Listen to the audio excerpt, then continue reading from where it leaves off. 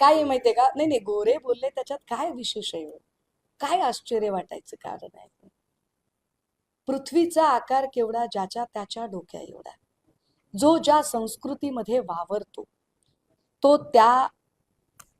ती संस्कृती, ते संस्कार दाखवतो. तो भाजपचा संस्कार आहे, त्यात फार काय मोठी गोष्ट आहे. उन्नाव कटवाच्या कांडामध्ये ज्या कुलदीप सेंगरवर आरोप होते, त्या कुलदीप सेंगरची मिरवणूक काढणारी भाजपा. महिला खेळाडूचा करण्याचा आरोप ज्या ब्रिजभूषणवर, त्या ब्रिजभूषणला उमेदवारी देणारी भाजपा. बदलापूरमध्ये ज्या तुषार आपटेवरती आरोप आहे, त्या तुषार आपटेला स्वीकृत नगरसेवक करणारी भाजपा. फलटणमध्ये संपदा मुंडे प्रकरणामध्ये ज्या रोहित नागटिळेवरती आरोप आहे, त्या रोहित नागटिळेला उमेदवारी देऊन निवडून आणणारी भाजपा. अजून किती उदाहरणं देऊ, माझ्याकडे चिक्कार आहेत बरं का. नाही नाही नाही, तर त्याच्यामुळे गोरे याच्यापेक्षा वेगळे वागले असते तर बातमी झाली असती. गोरे जर म्हणाले असते ना की प्रणितीताई आपण माझ्या भगिनी आहात आणि मी माझ्या बहिणीबद्दल काहीही बोलू इच्छित नाही, तर ती बातमी झाली असती की अरे बापरे, हाऊ इट इज पॉसिबल, गोरे चक्क इतकं संस्कारी भाषा बोलले, तर बातमी होईल. पण गोरे ज्या पद्धतीने बोलले, इसमें कोई, ये बडा लाजमी है, बडा लाजमी है. म्हणजे बघा, काल तिकडे काहीतरी मुंबऱ्यात झालं तेव्हा आव्हाड काय म्हटले की आप कुछ भी बोलो मैं आपके खिलाफ नहीं बोलूंगा. ती संस्कृती झाली.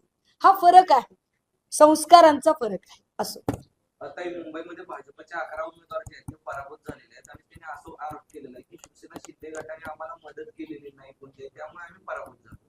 कोणाचे? भाजपचे. अरे ते मला कशाला विचारताय, मला कशाला विचारताय. भाजप आणि सेनेची लागलेली कलगीतुरा, त्यांच्यातली कुस्ती त्यांना मिटवू देत ना.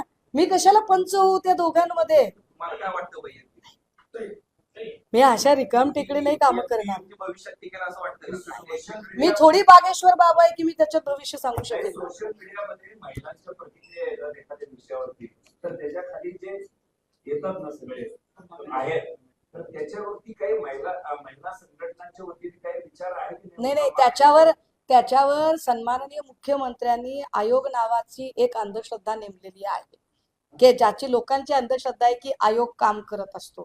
तर त्या आयोगाला लोकांनी बोललं पाहिजे, विचारलं पाहिजे की साला तुमचं हे पण जरा काम आहे बघा ना.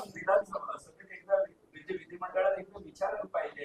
हो, मी खालच्या शब्दात टीका आहे. दादा, मी जेव्हा कधी विधिमंडळात जाईल ना तेव्हा नक्की मी त्याच्यावरती काम करेन.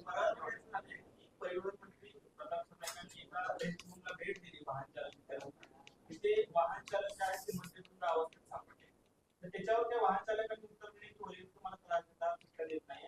त्याच्यामुळे हे पाहणी करायला मंत्री येणार आहेत म्हणून ते दारू आलो, अशा पद्धतीची भूमिका काय एकंदरीत परिस्थिती परिवहन. जाऊ द्या, जिथे त्यांच्या आमदार कॅन्टीन मध्ये मारामारी करतात तिथं काय लोकांकडून अपेक्षा करतात. Okay, thank you so much.